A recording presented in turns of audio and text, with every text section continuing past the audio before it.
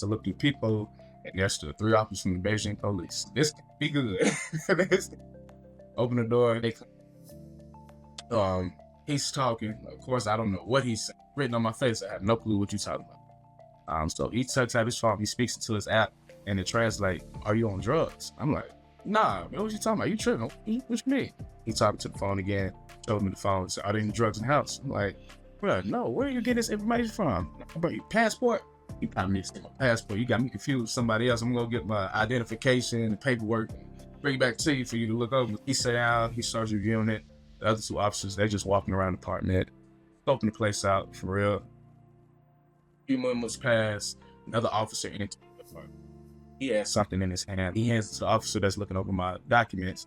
That officer then stands up and pretty much tells me that he gestures communicates that I need to pee into this cup. So it's a drug test right there on the spot. I was like, "Oh yeah, it's open." Okay. Do the drug test, fail the drug test, and that's when the cuffs stalled on me.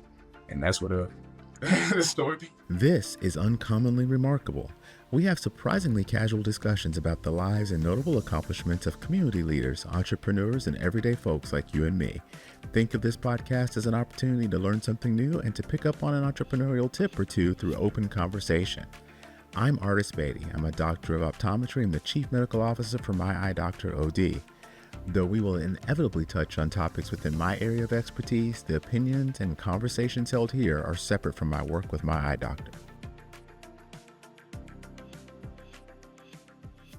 Excited to have you on the show. I have been looking forward to our conversation because your story is absolutely amazing. And there are just so many little pieces and parts that I think are going to really get people to understand kind of what you faced, but also to think a little bit about what they do every day. And there's some advice I think you can give a lot of people on who are thinking about writing, who are looking to get into publishing their story. And so I'm really excited for us to touch on all these things. So, man, appreciate you for having me. Blessings and balance to you. Blessings and balance to everyone that's tuning in right now. Big shout out to y'all, man. Sure. So if people have not had a chance to read your book, we're gonna kind of set us up a little bit without giving away anything that's gonna spoil the book for people, right? But you had an experience where you were living in China and you were detained. And during that time, you learned a lot of things, and then you ended up writing about some of those things. And it's kind of an unbelievable tale when you consider that you were far, far from home and had to deal with some things you never expected to deal with. Factual, factual. Yeah, 14 days in Beijing is unforgettable and shocking story of my experience getting locked up and detained in a Beijing penitentiary. Wow. So let's go backwards a little bit and let's kind of talk about what led up to you being in China in the first place. So my understanding is you grew up in the Atlanta metro area, and you had a pretty good football career. You played football for quite a while, even played in college. Is that right? Yes, sir. Stetson University, go Hatters. Yeah. Most excellent. And so, I've got friends who have been and are really good athletes, and there's always lessons, things you learn as you're playing these sports, that really kind of shape where you go in the future. As you start to think about your career in football, tell me a little bit about some of the things that you learned, how you got started in football, and where that really took you. Really, I always gravitated towards football. Like we tried other sports growing up. My brother and I we played basketball one year. We didn't really like it. We had basketball courts in the neighborhood, tennis courts in the neighborhood, but only thing that we rarely gravitated towards was football, and we really didn't get the opportunity to play like organized football until 8th and 7th grade. So we was pretty much late to, especially to be from the South. Most of the people that's been playing football been playing since they was 4 and 5 years old. So we just a whole lot of it's huge gap we got to make up for, especially just the fundamentals of the game itself, especially safety from a safety aspect. Right. Thrown out there and really don't know how to use your equipment properly, it's a quick way to get hurt. But we were fast learners, hard workers as well. So even with our late start, we both was able to play at the collegiate when it was awesome. And so, as you, did you, what position did you play? Defensive back. All right.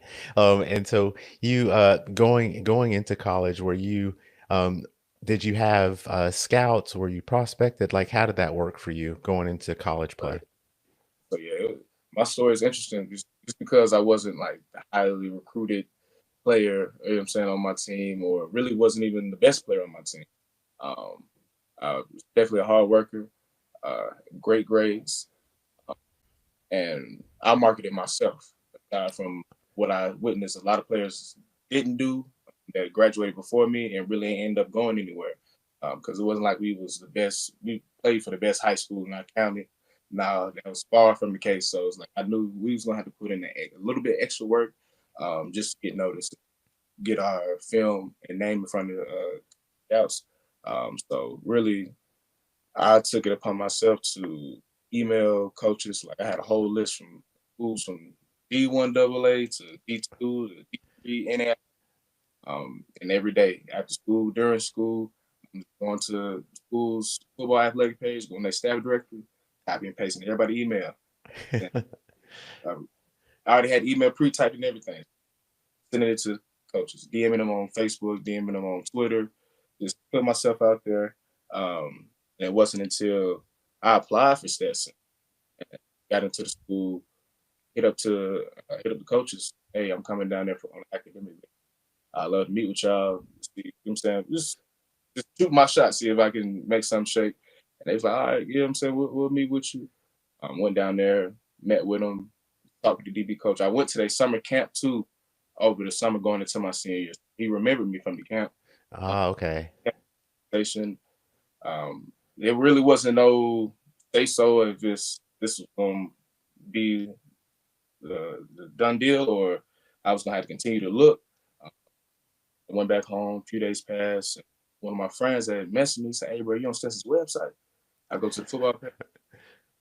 Oh, there I was on the roster. I was like, that's how I got the opportunity to play college ball my own, for sure. That's amazing. But it feels like you were already looking to be an entrepreneur. You were marketing yourself, which is just not something people do, particularly in high school, thinking about going to play college ball. What did you learn in during the process? Um, you're gonna get told no a lot. You know what I'm saying? But you got to continue to put yourself. You got to continue to put yourself out there. If I would have just quit or gave in to, you know what I'm saying, the results, the final results, I probably wouldn't have had the opportunity to play. I honestly would. I don't even know what I would have done. You know what I'm saying? Next, probably would have joined the military or something. If it wasn't for that, but it's just resilience. You know, that's all really what I took away from it most. Continue to put yourself out there no matter what. You're gonna get told no 1,000 times, a million times, but you're gonna catch a yes eventually. But you gotta keep that yes to be quick.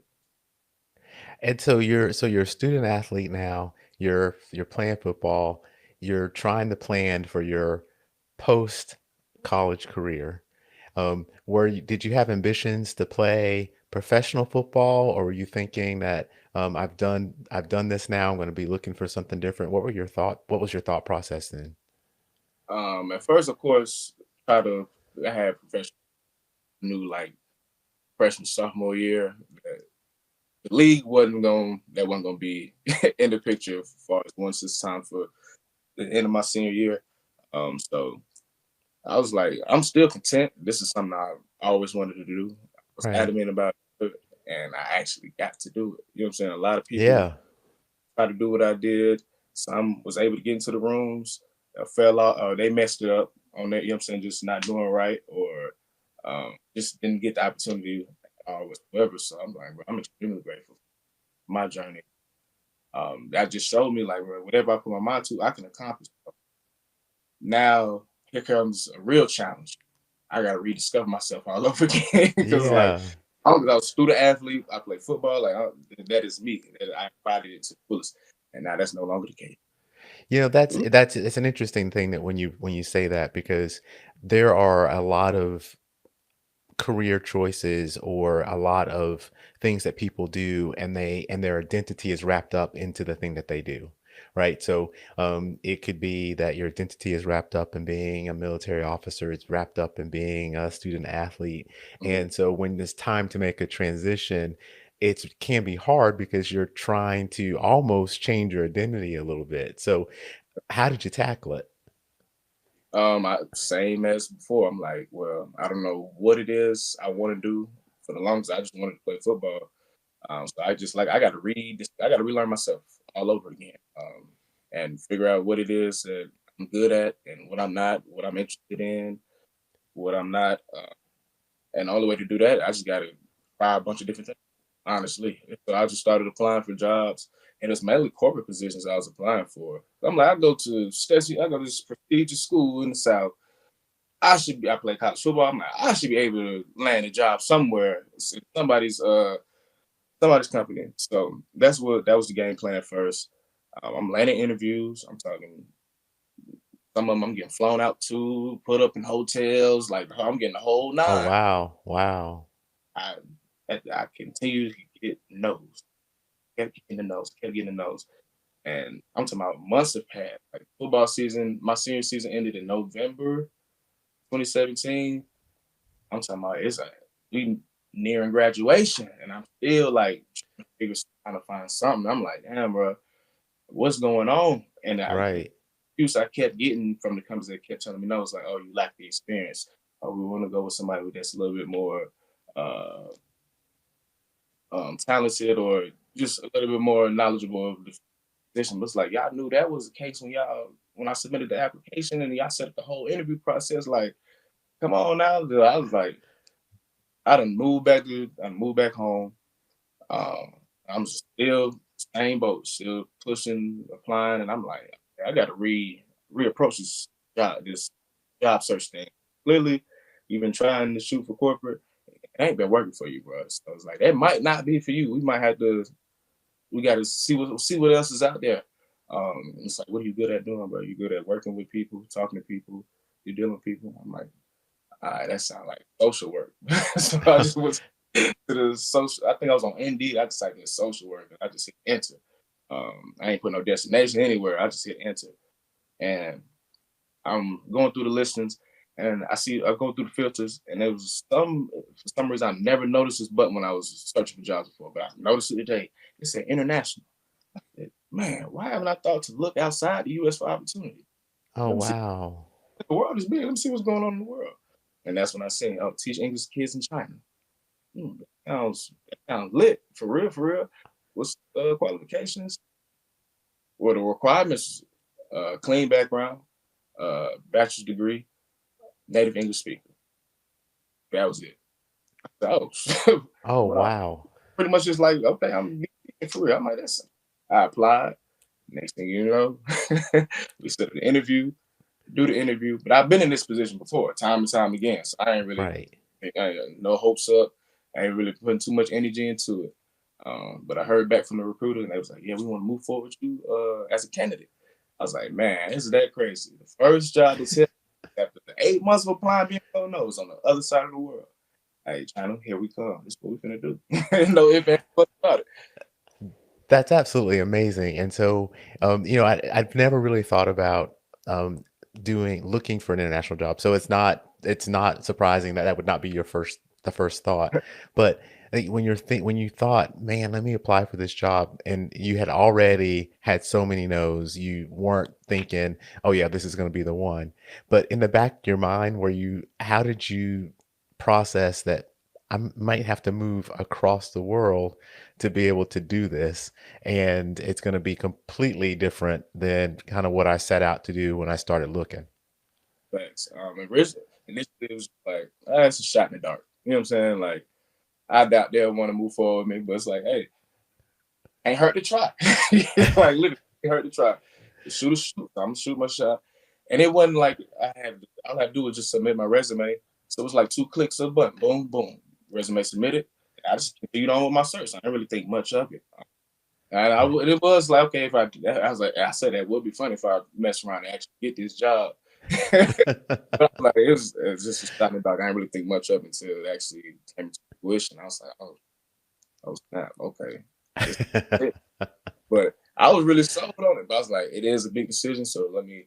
They gave me like 5 days to make a choice to see if it's something I want for real, and talk amongst it with my peers and family. You know what I'm saying? Just to make sure it's something you really want to do, because this is a big jump you finna make. But I was like, man, fresh out of college, I'm finna move to China.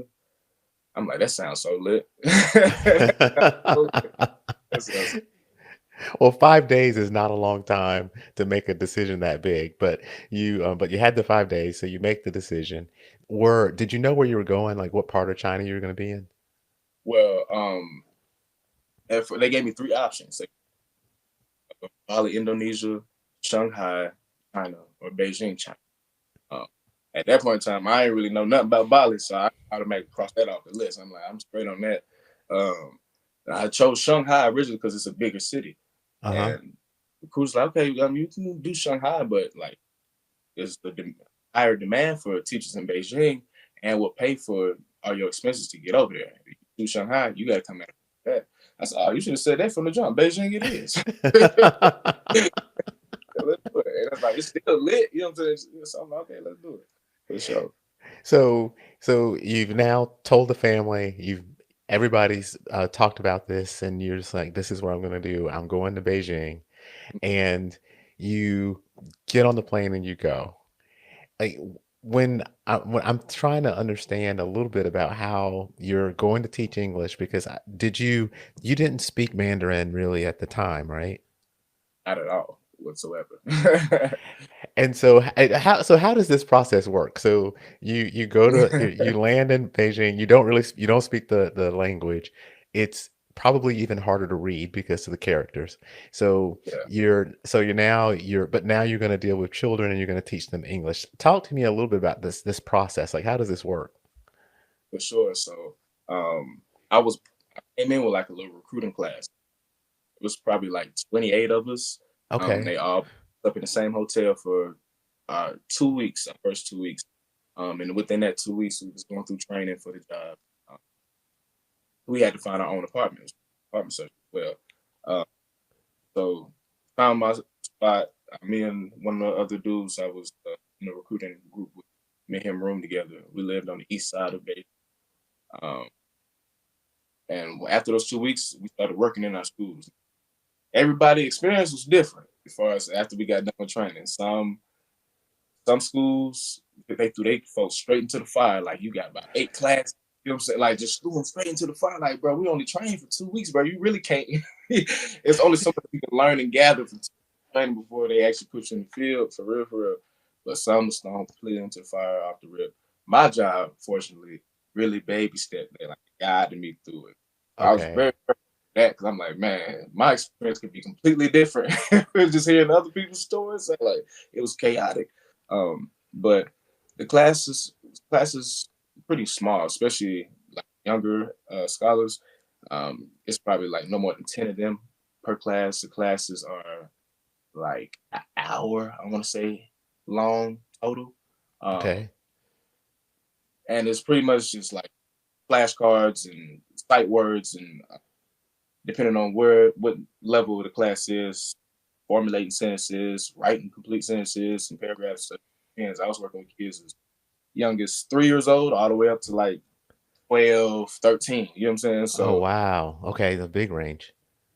but they tested students before they even accept them into the program, and based on where they're at with English, they'll place them on that level. So you had some that were very beginners, and you got some that can hold a decent little conversation with you for real, for real. And this isn't like an actual like school. This is like a training center. So Oh, okay. school, who out, you know what I'm saying, regularly, and then that's the thing about them over there. Majority of the time, most of them kids have extracurricular activities. At least the kids in the area I was working with, they have extracurricular activities. Like three, four things that they're doing. They ain't just going home and just sitting on the game all day and watching TV or the tablet. Nah, baseball practice or soccer, or they play instruments, or they coming to learn English. You know what I'm saying? They hustling. Like they working 12-hour days with kids. So that was Wow. yeah, it was a major difference in the culture shock. But um I I seemed to found the talent in it. It it came pretty easy for me. It's really just working with kids, just match their energy. Now, of course, I'm a former athlete, so a lot of Yeah. my we making it. It's all competition, or you know what I'm saying. You gotta jump or be active and run and hit this flashcard and stay hit run hit this flashcard. Whoever can get through the maze the fastest, you know what I'm saying, is the winner. So just make it fun and competitive for the students. So yeah, it was a vibe. That's pretty incredible. And these students are trying to learn the language. It's interesting to hear you say there were children that were kind of in all ranges and they were tested and kind of put where they matched up the best. Um, when you think back on just look dealing with the children, were they just normal kids though? Like Yeah, like were they just doing normal kid stuff? yeah, real kids. I'm like, kids are the same no matter where you go. Like that's one thing. Like kids. So I was like, that's it was just interesting because I was thinking I was expecting these kids gonna be extremely obedient. You know what I'm saying? They gonna sit up straight. You know what I'm saying? Not talk like nah. These jokers. I had a fight, but break out of my class one time. I caught me What? completely off guard. Wow. That was the last thing I was expecting. But them boys just kicking each other. I said, oh. I'm over there watching. I was like, oh, wait a minute. I gotta break. So, how long were you planning on being, in, China on this assignment? My contract was originally set for a year. For a So year, okay. year, and once the year is up, we'll see what comes from that. We'll just cross that bridge when we get to it. But And and so that's you were what living but you were living in a normal or typical, environment, like, you weren't sequestered or separated from the Chinese population, right? So you were just kinda living yeah, among people. yeah. I lived in the business districts, so like my little areas, people that had little money. It was lit. It was a nice little area. We had a 14th floor mall, like right across the street. They had a grocery store at the bottom of it. Had 2, 3 markets on our street alone that's across the street from each other. So it's like it was very convenient. It was nice. 2 bedroom apartment. Yeah, it was smooth. And so, did you going there and not speaking the language, did you work on it and try to start learning, Most Mandarin? definitely. Before I even, it was a 3 month long process just to get my visa. So once I accepted the position, I still had 3 months before I was even able to go to China. Oh, So, okay. uh, I took it upon myself to start learning just the basics. You know what I'm saying? I couldn't hold no full in depth conversation with nobody, but I could definitely move and groove if I needed to. And then when I couldn't translate or communicate, I can just app get my point across. Like, what it's interesting to think about that, right? Like, you're going to another country, you don't really speak the language, you're now trying to live among people who speak a language that you're not really good at. I mean, Yeah, I've traveled internationally, it's always difficult because, A, you wanna be sure that you know what you're hearing and saying, facts. if you're traveling to European countries, it's a little easier because even though you don't speak the language, printed, you can start to look at things and learn things from the printed just because of the Yeah, common alphabet, right?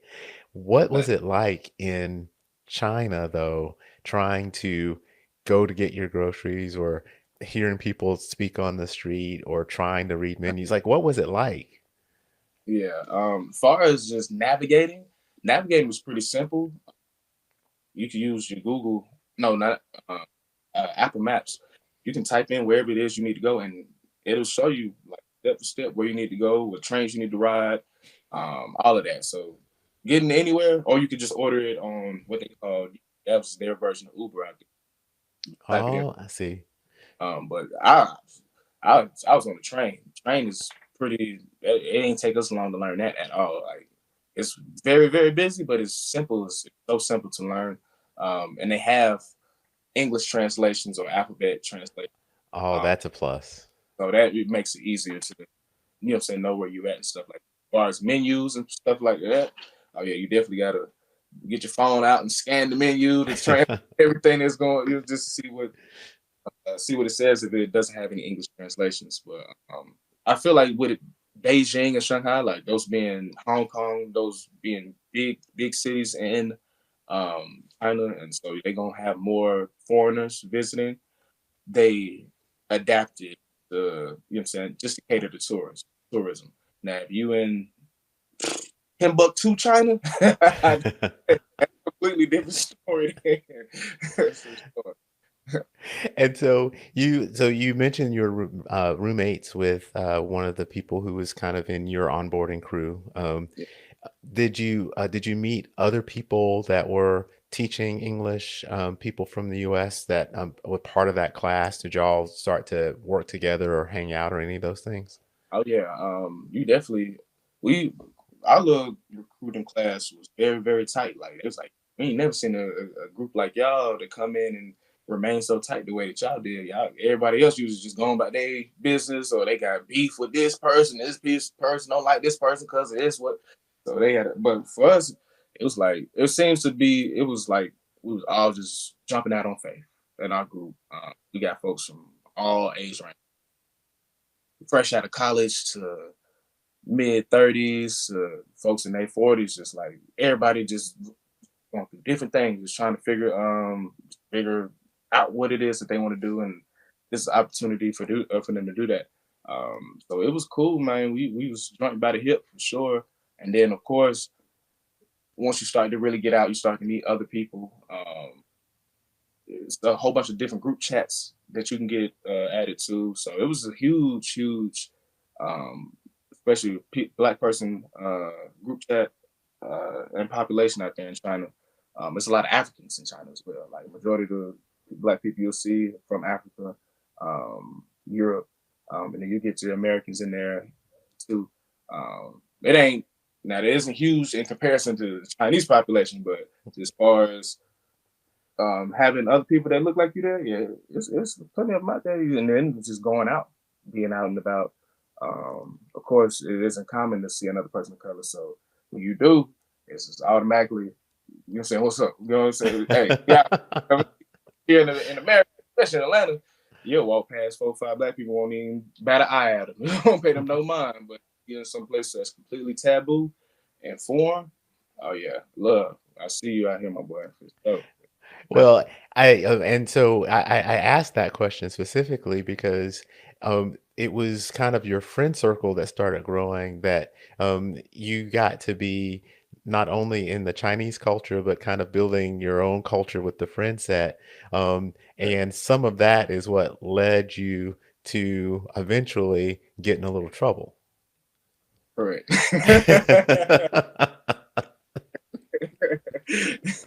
Correct.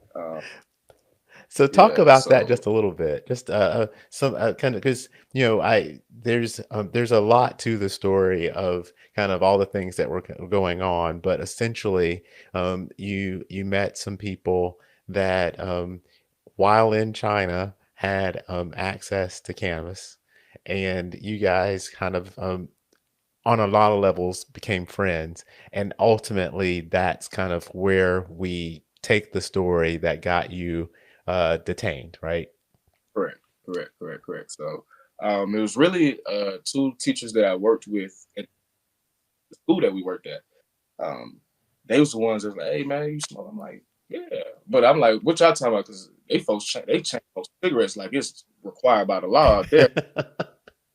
Is that what y'all referring to? Nah. They was like, "Nah, like smoke." I'm like, "Oh yeah, for sure." So we just started hanging out more, having smoke sessions after work.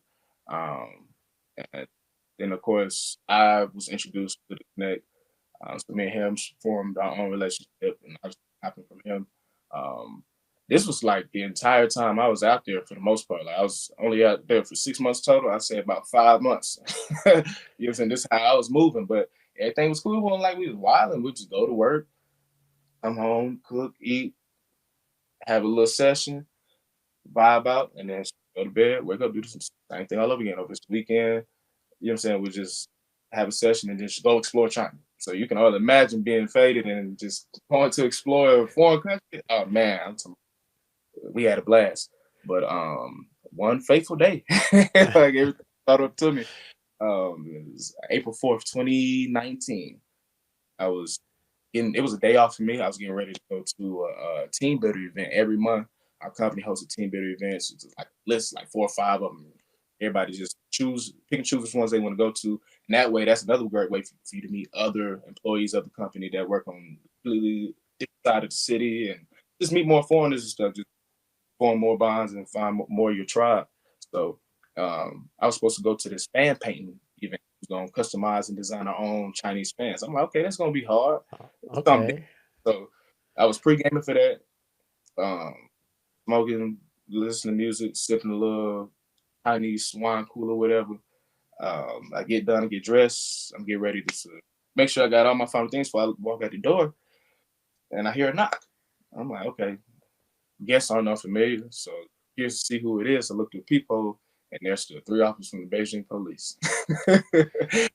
Oh, this Oh. can be good. Oh no. Open the door. They come. He's talking. Of course, I don't know what he's saying. Written on my face, I have no clue what you're talking about. So he takes out his phone. He speaks into his app, and it translates. Are you on drugs? I'm like, nah, bro. What you talking about? You tripping? What you mean? He talking to the phone again. Showed me the phone. He said, are there any drugs in the house? I'm like, bro, no. Where are you getting this information from? Nah, bro, your passport? You probably need to see my passport. You got me confused with somebody else. I'm gonna get my identification and paperwork and bring it back to you for you to look over. So I went and grabbed everything, gave it to him. He sat down, he starts reviewing it. The other 2 officers, they just walking around the apartment, just scoping the place out for real. A few moments passed, another officer entered the apartment. He has something in his hand. I'm like, I don't know what that is. But he hands it to the officer that's looking over my documents.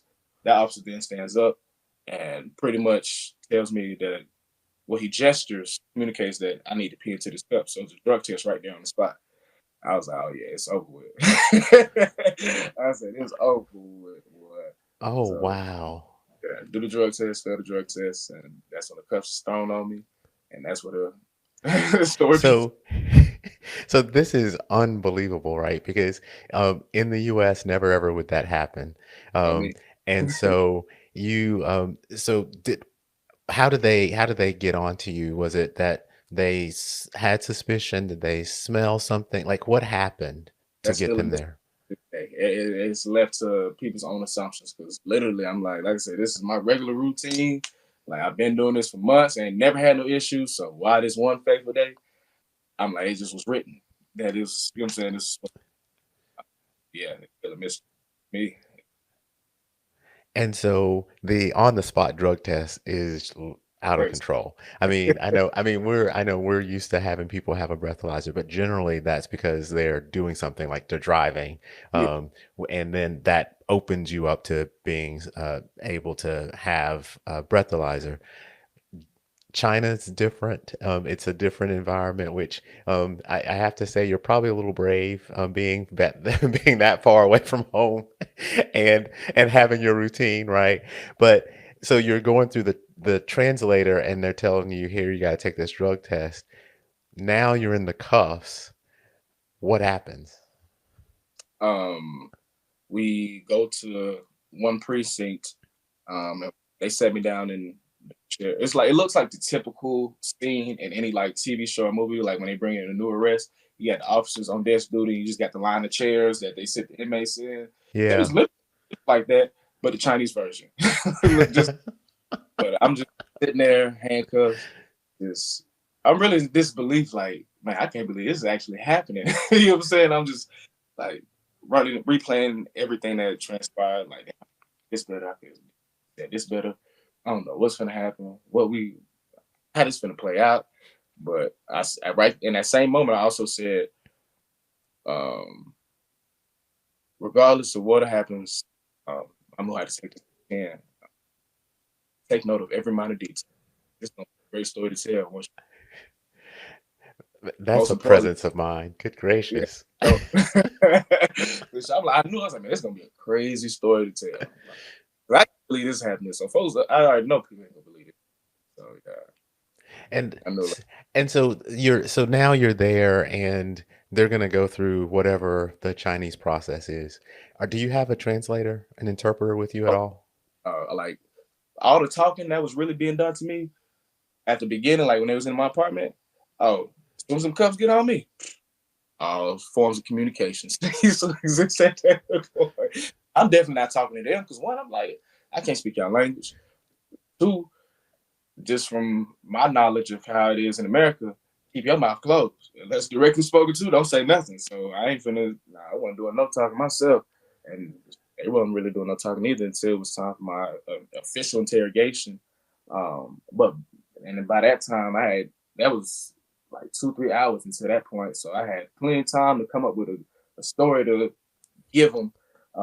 So we do the interrogation. Um, Everything was well. The interrogation is pretty crazy. It's because they take me to the basement of of the precinct into this room, white room, and in this room is a table for the officers. It's a camera behind the table, sitting up on a tripod, a tall tripod, capturing across from the table all metal chair. So they walked me to this all metal chair, and this chair locked my chest, waist, thighs, and legs, and my arms all in one place. So I could only part of my body I could move was my head. So they locked me to this chair to do my interrogation. Yeah, the description of this chair is unreal. It is very much like a horror movie. Like if you think about what you could be trapped in for the next segment of whatever horror movie there is, that feels like this chair. As soon as they opened it, they was just looking at me. I looked back at them. I looked at the look back at them. Look at the chair again. Look back at them. Like, I really want me to sit down in this. Like my eyes are like, y'all really want me to sit down in this chair? They just look at me with a straight face, like, yeah. I bet then. They serious. So I'm like, cut on down. They locked me in. Um, Officer Wayne came in and he does the interrogation. After the interrogation, well, like I said, it was two officers. So Officer Wayne, he asked all the questions. The other officer, he's transcribing the interrogation. So once it was done, they brought the transcription over to me to review. Me and you, this entire thing is written in Mandarin, so I don't know what this is. But they say to sign it, I sign it. They say thumbprint it, I thumbprint it. And they release me from the chair, take me upstairs, do my mug shot and handprint and all that. And they throw me back into the holding cell. Um, Hours and hours pass. They finally come back and get me, take me to the lobby, bring my basket of clothes. I'm like, oh, what? Oh, they must have bought my store. They finna let me go. So I put my clothes on. I'm dressed. I'm ready to go. Like, man, what's the next move? What we doing? Uh, they had me follow them to this hallway that's behind the front desk in the lobby. So at the end of this hallway, I'm it's this room and it's crowded with officers. I'm like, I don't know what this room is, but as I enter the room, I can only guess just some form of evidence room because I see like TV monitors that they watch footage on. And I see CDs and DVDs and just it's a bunch of just cop stuff in there, like officer detective stuff in there. Um, but in the table in front of me is everything that was confiscated from my apartment. So they weighed the cannabis right up in front of me. So I'm like, this Oh, is interesting. wow. I'm like, I ain't never seen this happen like on TV or nothing like that. But I'm like, okay, here we go. They scale it up. It totaled out to be 1.4 grams. So that's powerful within itself because uh, that was, I was curious myself to see how much I actually had, one. And then two, little did I know that was a foreshadow and how much time I was going to be Oh, 1.4. You remove that y decimal. yeah. But I ain't get that until I ain't peeped that until like I'm writing the book and editing. I was like, oh, 1.4. I'm like, oh, that's 14. That's crazy. So, but yeah, from that point on, they put everything on paper, had me sign and thumbprint it, and then we get back in the van. I'm like, all right. It's still nothing's been explained to me as far as what's happening next. I'm just following orders. I'm like, but it's no way they're not taking me home. I'm being cooperative, like you know what I'm saying? And it's only 1.4 grams. Yeah, like it should be a slap on the wrist. So we riding, and I can just feel in my spirit. I'm like, bro, I don't feel like I'm getting any closer to, to the front there, bro. So Like 30, 40 minutes pass, and we arrive at this facility detailed with tall walls and barbed wire. I was like, we just getting started. We just getting started. So, um, yeah, that's where I was housed at. I was locked up with 14 days, 24 hours a day, 7 days a week, 15 men to one cell, 9 wooden beds, 3 soups a day. And all I had was a plastic bowl and a plastic spoon. And no understanding of what was Yeah. gonna happen next I or don't even know what I'm finna when do this for was gonna be when this is gonna be over.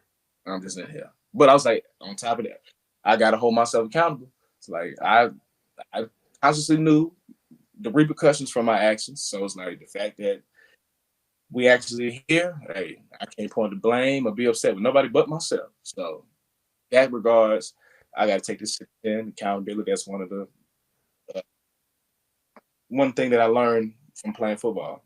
Holding yourself accountable and holding the other ones around you accountable for the betterment of the team. So I was like, I gotta take this to the so, just pray that the angels keep their hands on me, and um, we're just gonna figure this thing out one day at a time.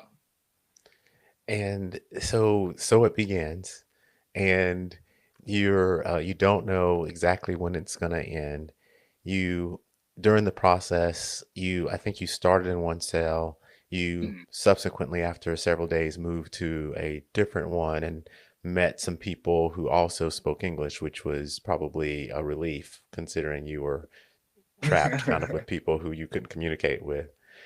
And ultimately, on day 14, what was different about day 14, and how did well, first let me ask, did you go to the embassy I didn't meet with the embassy until day 7, so I to was in day there a whole 7? week. Oh gosh, okay. Actually, no, I'm capped day 9. That's when I met with the embassy. Day 9. Yeah. So you were there 9 days and no contact with the embassy. Oh yeah, for sure. But So nobody knew where you were, right? Like day family, 7, friends? they took us foreigners downstairs to the lobby, and they allowed us to contact our family members to see who could buy us a plane ticket for whenever our time was up. So that was the only opportunity I had to make that, um, stuff like that. But it was very very brief. It wasn't it wasn't long at all. And then after that, communication ceased to exist until I'm fully released. So so then we get to day 14. Did it start different? Did you know it was gonna be the day? Like, what happened on day 14? Um, really, it's same typical program. Um, I'm asleep, and they always come by. Well, they come on an alarm. They wake us up every day at 6:30 a.m. Um, but sometimes you'll hear them come by the cell, open up the cell, bring in new cellmates because they always bring them. They always bring in new inmates overnight. I don't know why. Grand thing. So I'm assuming they just bringing in another inmate to the cell. So I didn't really think much of it, and I just hear them calling, saying my name. I'm like, why the hell they calling my name? Who's my name? Um, and then like my cellmates is like, hey bro, they call you, they call you. So I get up, I'm like, what y'all want? Like what? It's like, come on. I'm like, come on. They're like, come on. It's like, hey bro, tell you to go. It's time for you to go. I said, oh, grab my bowl, grab my spoon. Said peace out to the cell, dapped everybody up. And I was gone, boy. Out of there. Uh, Wow. And so now you're out, but did it come with stipulations like, okay, we're gonna let you out of here, but you got to do these things? Like, how did you get through the process of being now at least not trapped in the yeah. small cell? I was immediately deported from the country. So took me straight to my apartment to pack up the rest of my stuff and then straight to the airport. So the ticket that so your family was responsible for getting you a Yeah. ticket, and so when you got to the airport, you had a ticket, and they were like, get on this plane because you got to go. Factual. Got me right up out of there quick, fast, and in a hurry. Wow, wow. So So there's a lot that you write in the book about the experience. I mean, the people that you met while you were in while you were in jail, and there were all kinds of characters from different places in the world, including Russia. And like it was just very interesting, right? But you talk about the accountability that you had to have for yourself. When did you realize, though, that this was something you had to write about and tell people about because it was such an experience for you? Um, so I got back in April of 2019. I didn't really get the idea to write it until like June, July. You know what I'm saying? So the whole time I was just sitting on the whole experience. But I knew I wanted to do something with the story. I just didn't know how to go about telling it at that point in time. And one of my good friends that I grew up with, DeMarco Reddings, he was a traditionally published author before we graduated high school. So he was like, "Hey, bro, you think about writing about the experience?" I'm like, well, that's a good idea. I don't even know where to start, but like that's man, that's ideal right there. So he even took it further. He took my phone, went to my notes, and left me a little outline. I just started filling in the outline, and from there, I caught a flow for how I want. It started to come to me like, okay, this is how I'm gonna tell the story. So I moved it from notes on my phone to a Google Doc, so I could type it up fast, so it'd be faster to get it down. And it took me about 4 months to get the story fully completed, and then next 6 months getting it ready for publishing. And from a publishing perspective, did you have prospects for publishing, or were you thinking, I've got to get this message out, so I'm going to try to figure out how to get this thing published on my own? I really didn't know how. Like, I don't even know how that process. Well, he's my friend told me how that his process was in high school, but that was in 2014. Here it is, 2019, 2020. Like, it's a lot that changed since then. So it's like I'm pretty sure there's other avenues to go about publishing. I just gotta, I don't know. I was like, I'll figure it out once I get to that bridge. But like, I'm going through the editing phase and having people read the book. Like I'm just hanging out with a friend or something. I just like, hey, bro, just read I ain't telling them what it is, and they just start reading. And I next thing I know, quite a few minutes done passed. They ain't came back my laptop yet. They still just they locked in. I said, okay, I got one. I got one. Um, so I was telling one of my partners about the book, and he was working for Amazon at the time.